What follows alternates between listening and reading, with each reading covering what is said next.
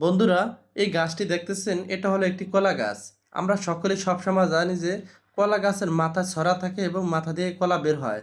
কিন্তু এই কলা গাছটি মাঝ বরাবর কলা ছড়া বের হয়েছে। আপনারা একটু ভালোভাবে খেয়াল করুন। সবাই একটু ভালোভাবে মনোযোগ সহকারে দেখবেন। মাথায় কোনো কলা নেই এবং মাথা দিয়ে কলা ছড়া বের হয়নি।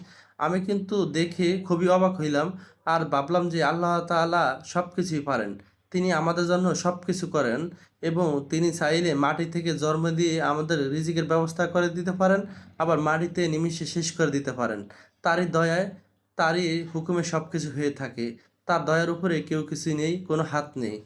আর আমরা বেশি বেশি আল্লাহ তাআলার নিয়ামত শুকরিয়া আদায় করব এবং আল্লাহ তাআলা আমাদের রিজিকের বরকত দিবেন। এবং দেখেন ভাই, জানি না এটা আমাদের জন্য নিয়ামত নাকি আমাদের জন্য গজব।